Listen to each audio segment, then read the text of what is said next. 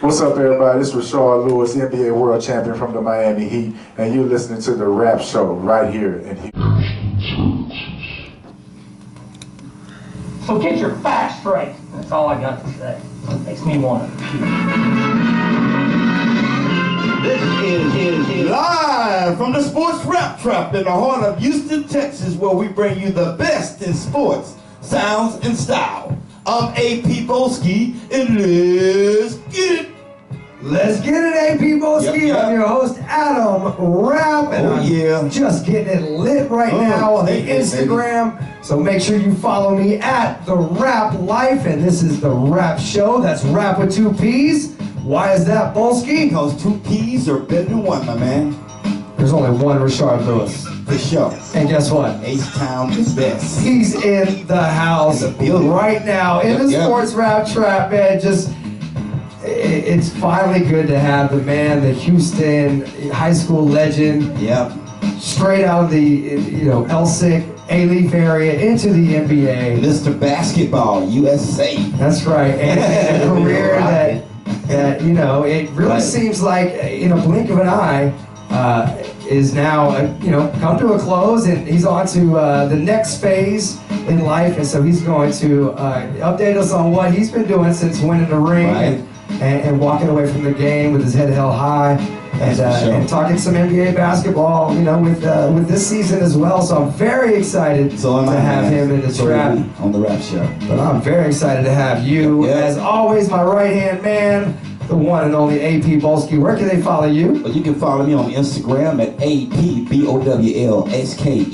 AP Bolski. Right. You can also check us out on Periscope at The Rapp Show TV. And if it wasn't for the one and only almighty Dalla, right, who is here as always, sitting to your right, AP. If it wasn't for him, kind of discovering Periscope for us in all his adventures out at his live music events and concerts that he frequents many a nights here in Htown and abroad, we wouldn't be able to come to you live with guys like Rashard Lewis and Big Dave Dixon, who we're going to introduce once again in just a little bit. We couldn't bring them to you live right here on the beat, where we stay elite in Southwest Houston, Texas, in the heart of where? In the heart of the Berry, baby. That's right. Asians, never been around it, seen that many white people. White girls. Everything. Straight out Fondren, huh? I wasn't used to that. I was in the Matrix. Right. So it took a while for me to adjust, honestly. And you're not talking pills either. Yeah. We're talking about a whole other level of the game up there in the Northwest, for sure. Yeah. Well, what was it like for you, just in that part of the country, being from Texas, being where we play ESG, swinging and banging? Man, it was so different, especially me being a teenager, living on my own. I'm going to the gym where these grown men, obviously, and the first year I got drafted to the NBA, Seattle broke a record for how many days it rained in a row. So I was just like, I didn't know what was going on, when I would leave the gym. And then the record was broke again the next year. And then Steve Jobs died, and it was like crying on top of rain. It was like all time moisture up there in the Northwest. Yeah, it was tough. It was hard. But then I found out Dave was going to the University of Washington, so I'm up on campus every day. That's so dope, dude. Yeah, because it was somebody I could relate to. Yeah, of course. Seattle is totally different from Texas, from the South. Right. And when I found out he was up there, man, you could ask him. After practice, I was trying to see if he had practice. Did he have class? Hang in his out. dorm room? Yeah. I'm trying to get to the campus to go hang out. I was sitting in my dorm room. You wanted to hang out with kids your age. Yeah. You weren't going. Banging, huh? You couldn't go to the club with the guys. I was 18 then. Open up. You gotta be 21 to get in the club, so I was like, man, what am I gonna do? Dave, what's up? No, it wasn't a phone call. How far were y'all I didn't from have a each cell other? phone. Well, there was. Really? You have a cell phone? I was. Cell phones weren't really that big. It was a doctor. You were a doctor with a the brick. two-way pages. They had the Oh, two-way hell pages. yeah. SkyTel. The next tail. You started learning how to text through numbers and shit. Right. 420. One day I'm sitting in my dorm room and I just hear something. The nabby. What was in the player? What was in the player? That's all I gotta know. I don't know. Some Texas. I know it was. Swinging in the head, red. Oh, man. shit. Texas. What was your first whip that you bought? I bought a Navigator. With blades. I put blades on it. Hell yeah. But tell me this, 1998, draft day. Right. Yes. People go a lot higher. You went second round, 32nd overall pick. Right. Ooh, What were you thinking sitting there the whole time? We was expecting for the Rockets to pick the hometown talent, but they didn't.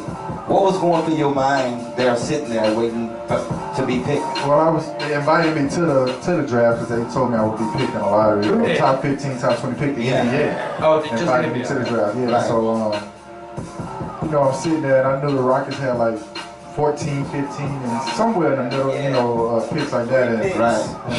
And I worked out for them. They pretty much told me that, if I'm still there when they picked, told you that. they would draft me. The Rockets told me this. Yeah. I'm not gonna say no names, but the Rockets did tell me this. Yeah. So Can I tell you a funny story? My dad plays. I'm sorry. This story is too good. I know. My dad now, CD's been retired for a long time. My dad plays golf with him on Mondays at Memorial. Right. His eyesight's gotten worse, so he hadn't been out there recently, but a few years back, I said, Dad, do me a favor. Ask CD why he didn't draft Rashard Lewis. And my dad's he works in Neiman's downstairs. He sells suits. So, he's got to be buttoned up, literally and figuratively. Right. He wouldn't ask him. But I just always wondered, man, what the fuck? Exactly how I felt, especially sitting in the green room waiting on my name to be called, and I didn't want nobody to pick me because I wanted to play. Yes. And back home in Houston, so I'm hoping everybody, first time to pick 14 picks. You'd have been LeBron before LeBron. Yeah. So I'm like, cool, that nobody's picking me. And the Rockets picks are coming up, so I'm like, all right, cool. I'm ready. I'm ready to go back home. They first picked, Michael Dickerson, Out of Arizona. which is a great player, and I got a lot of respect for Michael Dickerson. I just good friend. Wasn't that bad, but Right. So I knew they had 2 more picks left, so I was like, they'd give me one. Well, at that point, I'm thinking Dickerson and Rashard. Oh, this is going to be sick. You got a big, 3, 4, and a 2 So to go along with who. So the next guy they picked was Bryce Drew. I think was.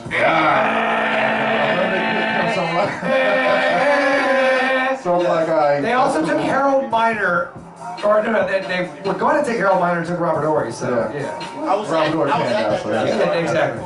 Oh, And so Bryce they Drew. picked Bryce Drew. So I'm like, fine, they still got another pick. I know I'm going home, going to the Rockets.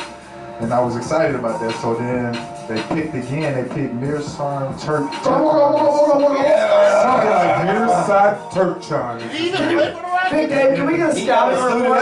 I need a scouting report on Mirsad Shubashar. Mirsad Turkchan. He is the all-time EuroLeague leading rebounder. And how big is he? He's like 6'9", 4-man. Got pretty good post moves, plays defense, rebounds the ball. Double machine. You sound like you're an agent. Yeah, sorry. You said, bro, give you a breakdown. I'm kidding. Big Dave, you dabble. Hey, post professional life. Right. You dabbles a little bit of everything. I heard you working the other night in coach's office. I'm just saying. The weird part about that Rockets draft is the best pick came later in the second round when they picked Coutinho Mobley. Yeah. That was a hell of a pick. Michael Dickerson was a good I would pickup, still too. pick Rashard over Coutinho, but at least that was respectable. So when did you find out that Seattle was going to be the spot? I had no idea. After the Rockets had their 3 picks, I mean, Were you it felt pissed? like I was pissed, but it felt like a knife stabbed me right in the heart. I was. So, You can see that look on I'm your face. sitting there, and then the picks are just steady going, and I knew if you get drafted in the second round, you have to try out for the team. You're not guaranteed nothing. And not only that, I already had an agent, so I couldn't go back to college. So I'm sitting there like, looking at the draft, like my dreams are being shattered right in front of my eyes, and I'm here at the draft. So the picks kept going on, and the first round was over.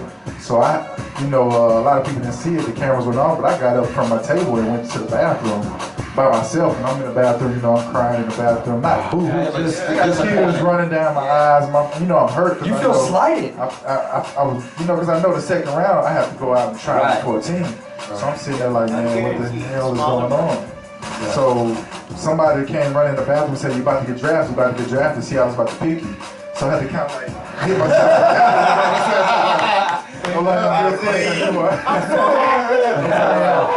So I go back out there, and this is the second round. I think it's the second pick in the second round. Ansu Cisse went #1 pick in the second round, which is a friend of mine also. Another Houston. Houston also. So I get picked by the Seattle Supersonics. So it was a relief because my dream has finally came true. I'm drafted into the NBA regardless of the circumstances. I got up, gave my agent, my mom, everybody a hug, and when I went to that stage and did my interview, something still hit me. They was talking to me like, how are you feeling? And I can remember the one thing I said was, my heart is big as Texas, and I'm gonna show everybody that I belong. I remember that statement. Oh, that was. Yeah, I remember that. Yeah, But I was still sick in my stomach from what just happened. by the Rockets not actually. By the Rockets not drafting me, and not only that, I'm going in the second round where I have to go fight my way to try to make a roster. Because I can't go back to college. You're in no man's I land. don't want to go overseas. I'm a kid. I'm a teenager. Right. What would I look like going overseas? I wouldn't know what's going on. Before YouTube, before the internet, before the any internet. of this, you just think it's some random, far off land. Yeah, right. Yeah. Well, we knew he was gonna do big things. We knew. man, I remember that. But you know what? That wasn't like motivation for me, man. I hit the gym as soon as I got back home. I went straight to the gym, and it was good because in Houston you have a lot of NBA players. We played at Westside Tennis Club, so that helped me build my confidence and build my game. That's right. That's I right. got Hilton too, so I was able to get a little bit of extended time to work on my game to go try to make this team. It ended up being a blessing because what I'm thinking about is, I remember reading an article, and I'm younger than you, so when you were coming up, like you were like a legend, like for real, because we were all trying to hoop, and I remember, like if you would have been a first round pick, you wouldn't have got that, that second contract that you got. Yeah, I remember reading an article on that. You showed out for everybody. Yeah, you proved yourself for everybody because you proved your worth. You were good, right? What I mean? You showed your worth, Right, but not only did you were one of the first to kind of do that too, right? But it's not only a blessing because I was able to become a free agent, but I think it was more of a blessing for me to get away from home and be because I was still a teenager. And I had a lot of friends that I would, probably want to run the streets with, go hang out in the club and do different things and not mentally 100% focused on the game of basketball. I think being away in Seattle, I had no choice but to focus on basketball. And Big Dave was there too. He was playing basketball, so all we did was basketball. When we was in Seattle. There wasn't nothing else for us to do. And you just hone in on your game, and you're like, you know what? I'm in the NBA. You know what? I'm playing in the Pac-10. Like, if I fail at this, how am I going back home? How am I going to go back home, after all this shit, all this moving around, all this heartbreak, all this emotion that I poured into this game? How am I going to go back? So you want to be good. You want to be great. You want to win a championship. You wanted to, take that basketball career overseas, and now, you are settled in with a family in Turkey, Dave. Like, to me, that's a success just as much as Rashard winning an NBA championship or getting a big contract. That's dope. Because we all came from the same hood, man. We all hooped together. We all would end up at Godwin, or we all end up in A-Leaf, or we'd all end up at CLC, hooping at First Baptist when we shouldn't have been there. Shit. Well, what makes it so special is coming from high school, when you went to the pros, you were able to expand your game. And work on your jump shot. That's what kept you in this league a long time. You was a big man that were able to shoot that 3-point shot. Right, and that's something I always wanted to do. I always wanted to be like the guards. I don't know why, because I played center in high school, but I was able to work on my game, shoot the 3-point ball, and that's what really put me in a position to be a great NBA player, because I wasn't the biggest and strongest guy. I was very athletic, but I came off the bench my first couple of years, and being able to space the floor because I was a role player, but behind Gary Payton, Vin Baker was there, then Ray Allen came, but I was able to space the floor on the weak side and make the open shot, when they needed me to. So it was that being a 3-point shooter really helped my game. AP, we kind of teased it. We got to get into the almighty dollar trivia question now, and it has to do with Texas high school basketball players, and you posted it today, and you got a lot of chatter on the Instagram. I did. I mean, 17 years in the NBA, that's an amazing accomplishment. Add to it a championship trophy. shot just under 40% from three-point line. I mean, that's ridiculous. Shot almost 50% from the field, also amazing. So you had a lot of success and for that many years. But I was looking at a list of all the guys that played high school basketball in Texas that went on to the NBA. 17 years is not the most. There's only 2 players that played more years in the NBA than you that played in Texas high school. Shaquille O'Neal? That is one. Yes, that's one. I got that as an answer. He beat Clyde. Clyde only played 15 years.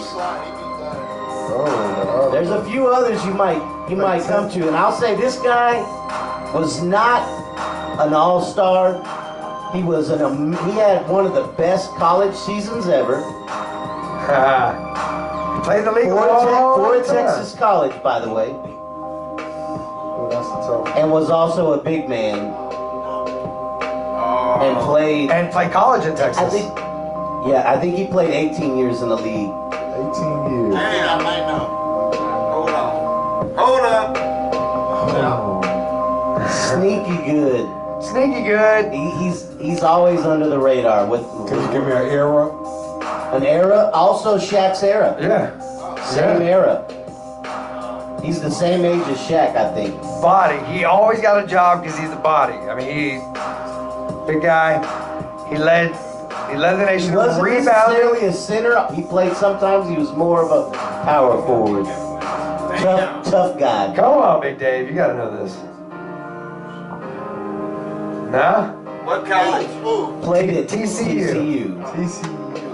Oh. Yeah. Yeah. From Dallas. Yeah, from Dallas. Played for the Knicks. Kurt. Thomas! There you go. Ding, ding, ding. Nice. Nice jump shot. Ricky Pierce was Hey, another for a name big that guy, came he up. did. Yeah, Ricky Pierce. Ricky Pierce actually played for the Sonics, I think, not with you. But Yeah. Kurt Thomas. yeah, he's from Texas. Yeah, he was. But Only remember, played 15 years though, so he wasn't quite up there. So that was a trivia question. that was good. That's good. That's Man, good. top 3, bro. Congrats, man. That's 17-year run. But like I said at the top of the show, it just, you blink. You know, like Time flies. you look at kids today. We went by Westbury Christian practice the other day. Shout out to Coach Trey Austin, another Houston legend. I played with him. I played against Trey too. I Like, played with him on AAU basketball. shit, yeah. And you still running your AAU program? Yeah. Still today? Okay. Yeah. Yeah, I want to talk to you about that off air. More involved into it. More Absolutely. Get the guys some of our elite gear. Yeah. You know what I'm saying? You know, a little off the court wears. We got everything from head to feet to make sure you stay elite. No status. No status. Oh, funny story. Funny story. Yeah, no, true that. True that. Nobody listens to our show. Rashard, nobody listens to our show anyway. You're good.